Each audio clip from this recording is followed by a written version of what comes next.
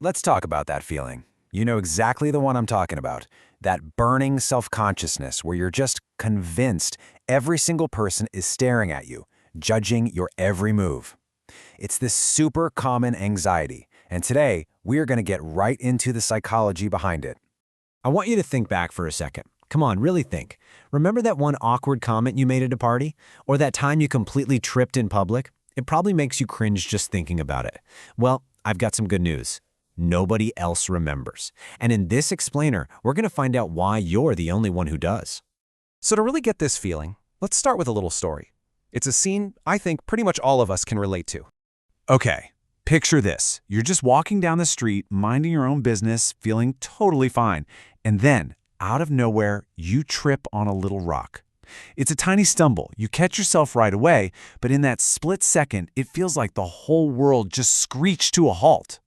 In your mind, it wasn't just a stumble. Oh no. It's like, bam, a giant, harsh spotlight just beamed down from the sky, pinning you right there for everyone to see. You were suddenly on stage, and you didn't even audition. And that heat you feel? That's not the sun, that is the burn of pure embarrassment. So you kind of glance around, and yep, your worst fears are seemingly confirmed. It looks like everyone has stopped what they're doing. All you can see are these giant eyeballs, all fixed directly on you. The judgment feels huge. The silence is deafening. It's just an awful feeling. But is any of it real? Okay, so what is really going on here? That intense feeling, it actually has a name. It's a really well-documented cognitive bias, a common trick our minds play on us that psychologists call the spotlight effect. To put it simply, the spotlight effect is just our brain's tendency to make us feel like we're the center of attention, especially when we do something we think is embarrassing. We believe our own personal spotlight is way, way brighter and bigger than it actually is.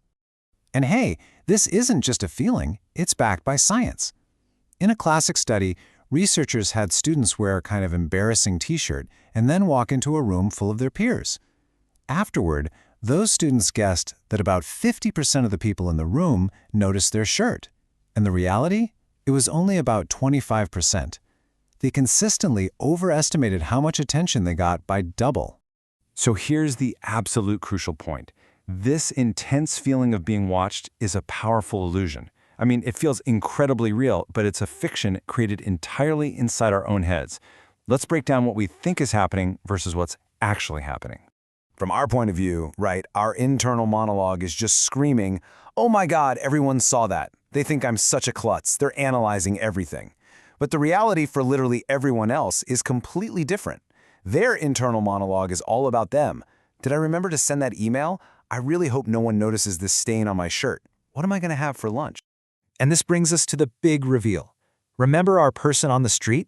As they're panicking under that imaginary spotlight, suddenly, it just clicks off. Those giant eyeballs shrink back to normal. And why?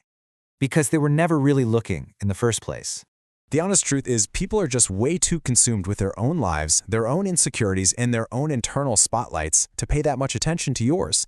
They're the main character of their story, just like you are in yours. You know, the best way to think about this is that every single person you see is starring in their own internal movie. And in their movie, you're probably not a main character. You might not even be a supporting actor. Let's use another classic example. You spill a tiny drop of coffee on your shirt. To you, when you look down, that stain looks absolutely enormous. It feels like a giant, blinking neon sign that says, "I'm a slob," for the whole world to see. It is all you can think about. But then, someone walks right past you, and they're busy thinking about an upcoming meeting or a text they just got. They don't see the stain. They don't see you struggling with it. To them, you are just part of the scenery, a passing little bit of background noise in the rich, complicated film of their own life. So what does this actually mean for you? Realizing this is absolutely key.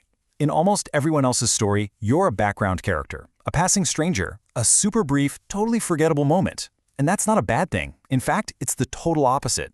See, understanding this isn't about feeling insignificant or small.